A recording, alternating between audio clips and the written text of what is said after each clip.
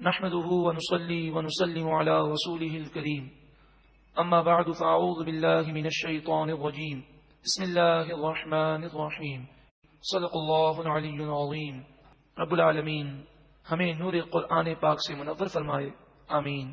وَلَقَدْ آتَيْنَا دَاوُودَ وَسُلَيْمَانَ عِلْمًا، اور بے شک ہم نے حضرت داؤد اور حضرت سلیمان علیہ السلام کو علم عطا فرمایا۔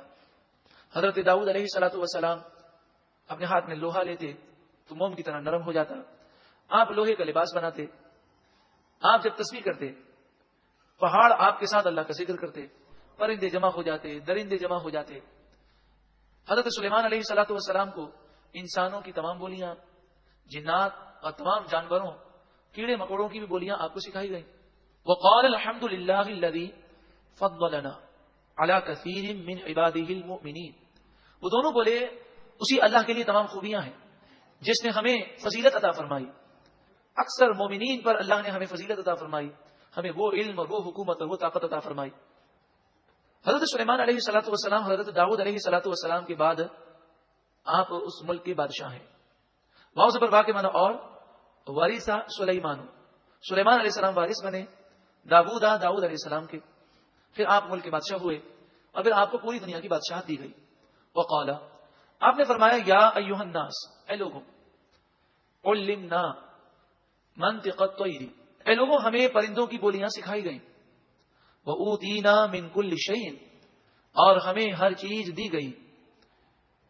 إِنَّ هَذَا لَهُوَ الْفَضْلُ الْمُبِينُ، بے شک یہ ضرور کھلا فضل ہے، رب العالمین کا کرم ہے۔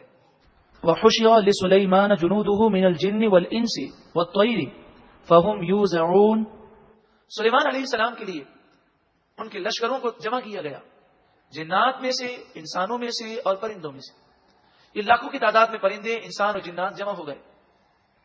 فَهُمْ يُوزَعُونَ، بس وہ روکے جاتے تھے، یعنی پہلے جب سب جمع ہو گئے تب تک کسی کو چلنے کی اجازت نہ تھی، جب سب جمع ہو گئے تو آپ کے تخت پر سوار ہوئے اور پھر یہ تخت ہوا میں اڑنے لگا، اور آپ وہ فاصلہ کہ جو کوئی گھوڑے پر بیٹھ کر 1 مہینے اور ایک روایت میں 3 مہینے تک دوڑتا رہے تو جو فاصلہ طے کرے وہ آپ چند گھنٹوں میں وہ فاصلہ طے کر لیتے۔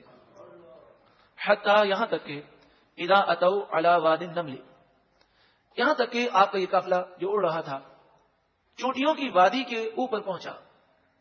اب گو کے اوپر تھا لیکن وہاں پر آپ کو اترنا تھا، اب یہ قافلہ نیچے کی طرف آ رہا تھا۔ قالت نملۃ، اس وقت آپ زمین سے 3 میل کے فاصلے پر تھے۔ چونٹی نے کہا، جو کہ چونٹیوں کی ملکہ تھی، اور مفسرین فرماتے ہیں وہ لنگڑی بھی تھی، اس نے کلام کیا، اپنی تمام چونٹیوں سے کہا، یا ایھا النمل، اے چونٹیوں، ادخلوا مساکنکم، تم اپنے گھروں میں یعنی اپنے بلوں میں داخل ہو جاؤ۔ لا یحطمنکم سلیمان وجنودہ، کہیں سلیمان علیہ السلام اور ان کا لشکر تمہیں کچل نہ دے۔ وہم لا یشعرون، وہ جان بوجھ کر تو ایسا نہیں کریں گے، اس حال میں وہ کچل دیں گے انہیں شعور نہ ہو، تم چھوٹی چھوٹی انہیں نظر نہ آؤ، اس لیے تم جلدی جلدی اپنی بلوں میں گھس جاؤ۔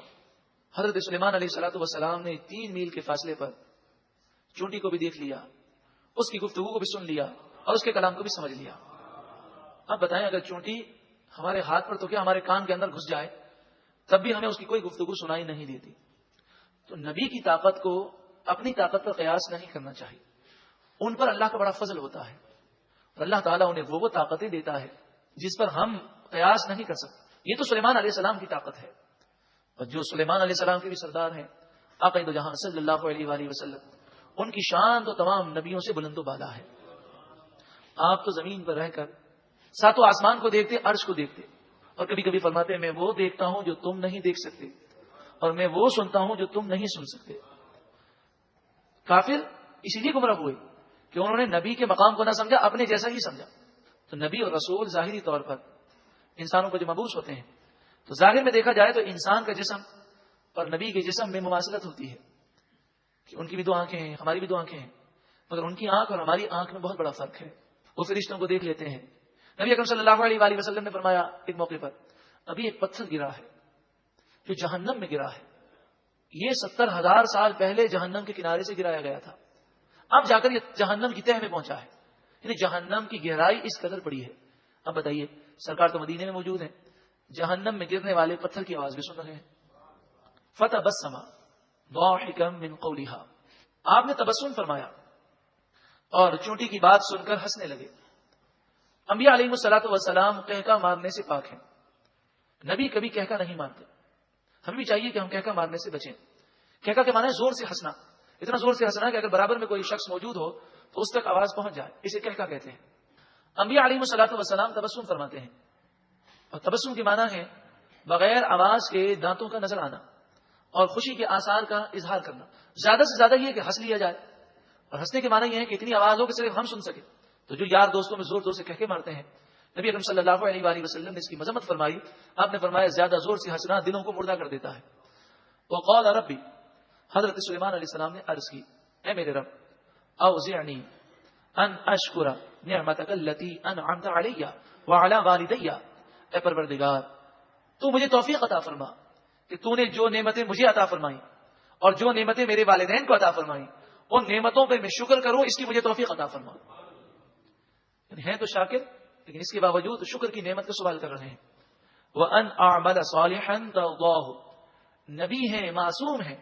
کتنی پیاری دعا ہے. اے پروردگار، مجھے ایسے عمل کی توفیق دے، ایسے اچھے عمل کی توفیق دے جس سے تو راضی ہو جائے. وَأَدْخِلْنِي بِرَحْمَتِكَ فِي عِبَادِكَ الصَّالِحِينَ، اور اپنی رحمت کے ذریعے مجھے نیک بندوں میں شامل فرما دے. اے اللہ، یہ دعائیں ہمارے حق میں بھی قبول و منظور فرما. وَتَفَقَّدَ الطَّيْرَ، آپ نے پرندوں کی خبر گیری کی، جائزہ لیا.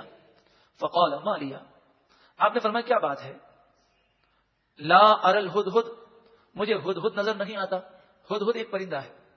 ام کان من الغائبین، یہ مجھے نظر نہیں آتا یا پھر یہ موجود ہی نہیں. تو آپ سے کہا گیا کہ ہدہد ابھی تک نہیں پہنچا. آپ نے فرمایا پہنچنے کا ٹائم تھا اور نہیں پہنچا. لو عذبنه عذابا شدیدا، ضرور بضرور میں اسے شدید عذاب دوں گا، یعنی اس کے پر کاٹ دوں گا اور اسے سزا دوں گا تاکہ کوئی پرندہ حکم کی نافرمانی نہ کر سکے. او لاذبحنه، یا پھر میں اسے ذبح کر دوں گا تاکہ لوگوں کو عبرت ہو اور کوئی میری اب آئندہ نافرمانی نہ کرے. او لیاتینی بسلطان مبین، یا ضرور بضرور وہ میرے پاس کوئی واضح دلیل لے کر آئے کہ اسے تاخیر کیوں ہوئی. اب ہدہد واپس آ رہا تھا، راستے میں اسے کوئی پرندہ ملا.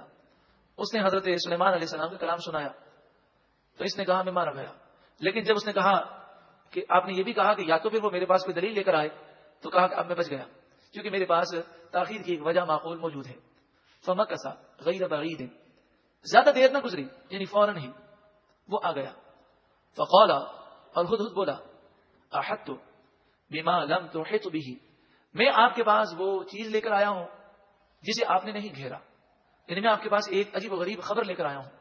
وجئتک من سبأ بنبأ یقین، میں ملک سبا سے ایک سچی خبر لے کر آیا ہوں. انی وجدت امرأۃ، میں نے وہاں پر ایک عورت کو پایا. تملکہم، جو بادشاہت کر رہی ہے. عورت کی حکمرانی پر ہدہد کو بھی حیرت تھی. اس نے حیرت کے ساتھ عورت کا ذکر کیا. عورت کی حکمرانی اسلام میں جائز نہیں ہے. بعض لوگ اس آیت سے غلط معنی سمجھتے ہیں. ملکہ بلقیس حکومت کرتی تھی جب کافر تھی، اور جب مومن ہو گئی تو اس کی حکومت ختم ہوئی اور وہ حضرت سلیمان علیہ الصلوۃ والسلام کی فرما بردار بن گئی. وَأُوتِيَتْ مِن كُلِّ شَيْءٍ، اس عورت کو ہر چیز دی گئی ہے. یعنی جو بادشاہ کے پاس چیز ہونی چاہیے وہ چیز اس کے پاس موجود ہے. بڑے بڑے لشکر ہیں. وَلَهَا عَرْشٌ عَظِيمٌ، اور اس کے پاس ایک بہت بڑا تخت ہے. وَجَدتُّهَا وَقَوْمَهَا يَسْجُدُونَ لِلشَّمْسِ مِن دُونِ اللَّهِ، میں نے ملکہ بلقیس کو دیکھا اور اس کی قوم کو میں نے پایا کہ وہ اللہ کو چھوڑ کر سورج کو سجدہ کرتے ہیں. وَزَيَّنَ لَهُمُ الشَّيْطَانُ أَعْمَالَهُمْ، اور شیطان نے ان کے لیے ان کے اعمال مزین کر دیے. یعنی یہ اتنا بڑا گناہ کرتے ہیں لیکن اس گناہ کو یہ اچھا سمجھتے ہیں. فَصَدَّهُمْ عَنِ السَّبِيلِ، بس شیطان نے انہیں سیدھے راستے سے روک دیا. فَهُمْ لَا يَهْتَدُونَ، بس وہ ہدایت یافتہ نہیں ہے. غور کریں کہ نبی کی صحبت سے فیض اگر ہدہد پرندہ اٹھا لے تو اس کی باتوں میں کیسی گہرائی ہے اور کیسا درس ہے. اللہ یسجدوا للہ الذی یخرج الخبء فی السماوات والارض، شیطان نے انہیں ایسا گمراہ کر دیا کہ یہ اللہ کو سجدہ نہیں کرتے. وہ اللہ جو آسمان اور زمین کی پوشیدہ چیزوں کو نکالنے والا ہے، ظاہر کرنے والا ہے، وَيَعْلَمُ مَا تُخْفُونَ وَمَا تُعْلِنُونَ، جو تم چھپاتے ہو اللہ وہ بھی جانتا ہے، اور جو تم ظاہر کرتے ہو اللہ وہ بھی جانتا ہے۔ اس عظیم الشان قدرت کے مالک جو خالق کائنات ہے، سب کو نعمتیں وہی عطا کرنے والا ہے، اس کی عبادت نہیں کرتے، اور یہ لوگ سورج کو خدا سمجھتے ہیں۔ اللہ لا الہ الا ہوا، اللہ کے سوا کوئی معبود نہیں، عبادت صرف اور صرف اللہ ہی کی ہوگی۔ رب العرش العظیم، اللہ عرش عظیم کا رب ہے، وہ ساری کائنات کا مالک ہے، اسی کی بارگاہ میں جھکا جائے، اسی کی عبادت کی جائے، اسی کی فرما برداری کی جائے، اور اس کے محبوب کریم صلی اللہ علیہ وآلہ وسلم کی سنتوں کے مطابق زندگی گزاری جائے، اسی میں کامیابی ہے، اسی میں فلاح ہے، اور یہی حقیقی کامرانی ہے۔ اللہ تعالی ہم سب کو حقیقی کامیابی حاصل کرنے کی توفیق عطا فرمائے۔ جب ہدہد پرندے نے حضرت سلیمان علیہ الصلوۃ والسلام کی خدمت میں تاخیر سے آنے کی وجہ بیان کی اور کہا کہ ایک میں نے ملکہ دیکھی جو ملک سبا کی ملکہ ہے، جس کا نام بلقیس ہے، بہت بڑی سلطنت کی وہ مالک ہے، لاکھوں کی تعداد میں اس کے پاس فوج ہے، ہر قسم کی ظاہری دنیاوی نعمتیں ہیں، مگر اس کے باوجود یہ ملکہ سورج کی پوجا کرتی ہے اور اس کی پوری قوم سورج کو خدا سمجھتی ہے۔ حضرت سلیمان علیہ الصلوۃ والسلام نے یہ ساری باتیں سن کر ارشاد فرمایا، قال، حضرت سلیمان علیہ السلام نے ارشاد فرمایا، سننظر، اب ہم دیکھیں گے، اصدقت ام کنت من الکاذبین، کہ تو نے سچ کہا یا تو جھوٹوں میں ہے، ہم تیری بات کی تصدیق کریں گے۔ پھر آپ نے ایک خط لکھا ملکہ بلقیس کے نام، اس خط کے الفاظ یہ تھے، بسم اللہ الرحمن الرحیم، سلیمان بن داود اللہ کے بندے کی طرف سے ملک سبا کی ملکہ بلقیس کے نام یہ خط ہے۔ پھر اس کے الفاظ یہ تھے کہ سلام ہو اس پر کہ جو ہدایت کو قبول کر لے، تم اسلام لے کر میرے پاس فوراً حاضر ہو جاؤ، ورنہ مجھ سے تم مقابلہ نہیں کر سکو گی، تم تکبر نہ کرنا۔ اس طرح کے الفاظ آپ نے لکھے اور خط کو سیل پیک کیا، یعنی اس میں مہر لگائی، اور ہدہد سے کہا کہ یہ ملکہ بلقیس کو دے کر آؤ۔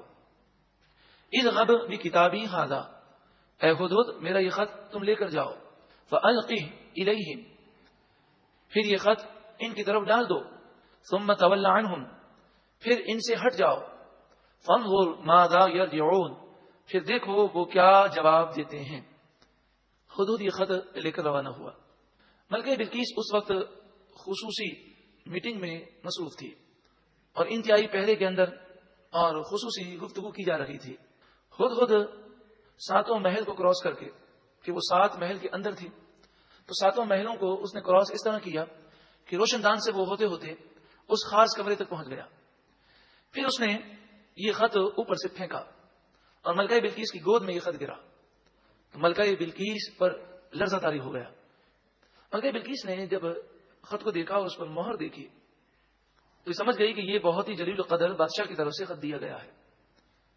جس انداز سے ہدہد نے اچانک یہ خط اس پر ڈالا، ملکہ بلقیس پر ایک تو خوف طاری تھا، پھر اس نے وہ مہر دیکھی، اور پھر جب خط کی ابتدا دیکھی تو عام بادشاہوں کے مقابلے میں یہ خط عجیب و غریب تھا اس کے لیے کہ اس کی ابتدا بادشاہ کے نام سے نہیں کی گئی بلکہ اللہ کے نام سے کی گئی۔ ملکہ بلقیس بڑی سمجھدار تھی، وہ فوراً سمجھ گئی کہ یہ اللہ کے سچے نبی ہیں، ان سے مقابلہ کرنا دنیا اور آخرت کی تباہی ہے۔